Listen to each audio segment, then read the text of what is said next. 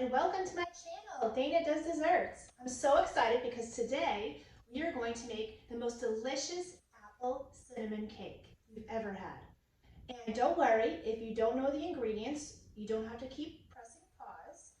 I'm going to have the link for you at the end of the video, so this way you'll have it, so when you want to cook it yourself, you can.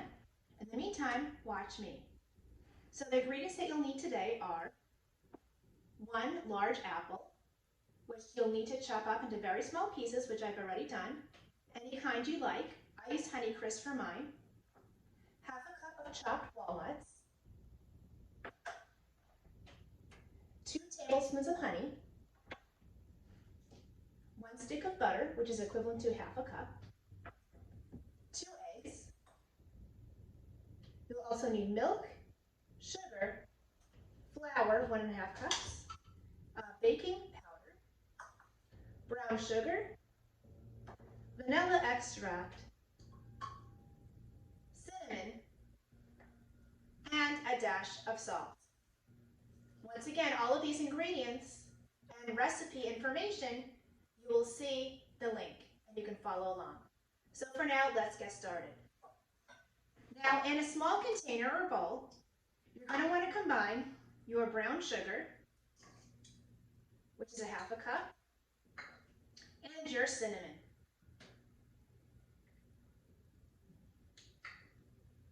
That we're going to set to the side for now.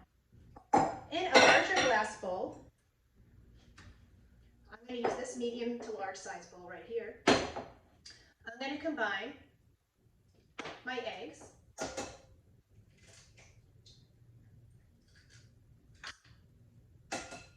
You could use brown or white, whatever you prefer. Then you're going to combine your sugar, the white sugar, because the brown sugar you would have already put into the cinnamon, your milk, your baking powder,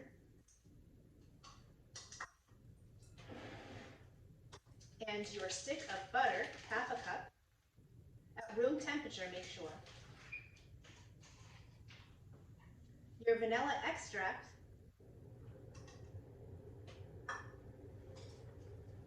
your flour,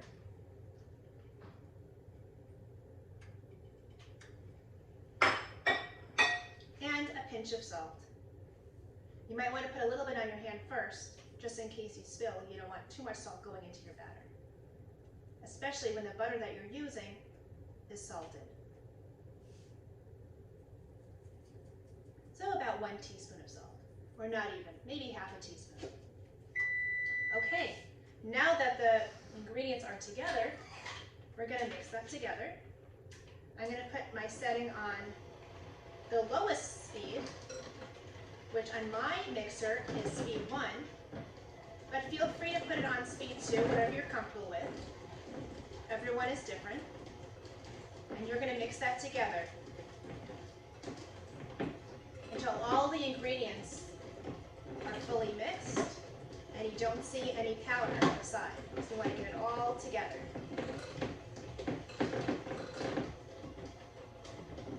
You do not want any chunks or lumps. So however long it takes, just be patient. It'll all come together.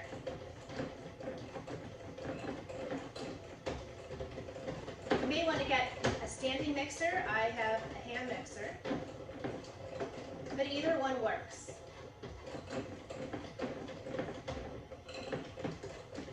Okay, now that I've got the desired consistency, and it looks like all the powder is gone, so it makes a nice light yellow batter.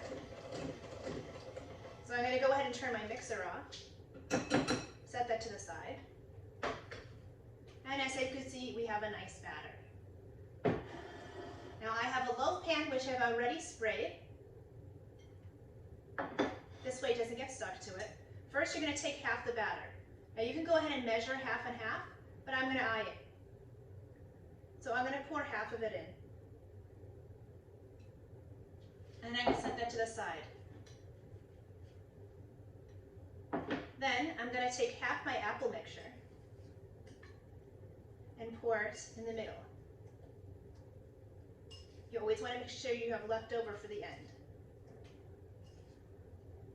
Once again, I used Honeycrisp apple, which I got at the local farm. So if you have a farm nearby, I always recommend going with a local place, supporting your local farms, and it tastes much better. Now what I'm doing here is I'm making the brown sugar and the cinnamon. I'm mixing it together. Now I'm going to take half of that and I'm going to spread it over my apple mixture. So right now I have a layer of cake batter, chopped up apples, and brown sugar cinnamon. Now I'm going to take the rest of my batter and I'm going to pour it onto the top of what I just made.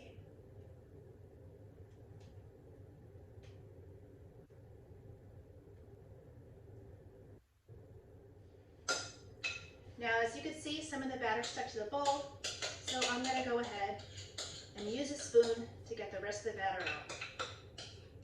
That's the easiest.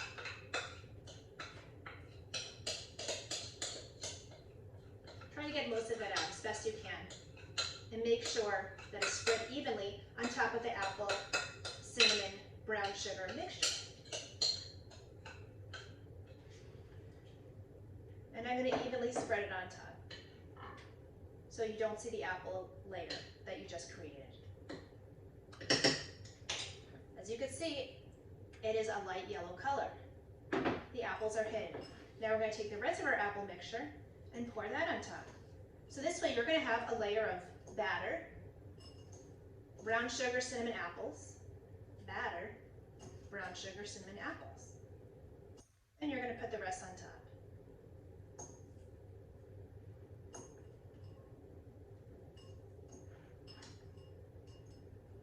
Now you're going to take your brown sugar, cinnamon mixture, and you're going to pour that on top.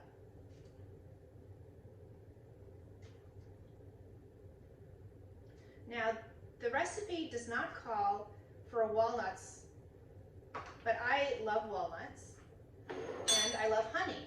And for a sweet New Year, I'm going to pour my honey into the cup of walnuts on its own. And I'm going to take a separate spoon and I'm going to mix it together so the walnuts are coated with the delicious natural honey. Now I'm going to scrape out the additional honey because sometimes it can get stuck in the jar. I'm going to make sure it's all coated. When you buy chopped walnuts, sometimes the walnuts aren't always as small as you'd want them to be. So you might want to chop it up yourself. So I'm going to take this honey walnut mixture and I'm going to add a little bit to the top of the cake. So when it's done, not only is the cake a beautiful brown color, but you'll also see these beautiful caramelized walnuts mixed with that honey. So now you can officially call it an apple cinnamon honey walnut cake. Or an easier way of saying it is a New Year's cake. That might be easier. Or a fall cake. And voila, there you have it. Now I'm going to put it in the oven at 350 degrees for approximately 50 minutes. You might want to double check it before the 50 minutes is up, and how you do that is you would take a toothpick, put it in the middle, and take it out. If it's still wet, you leave it in for a little bit longer. If it comes out completely dry, no batter, then that means it is done. So I have this beautiful loaf cake, but sometimes you could use a bun cake, and if you want it for more company, that's a great idea as well. I'm going to go ahead and put it in the oven, and I'll be back to show you the finished product.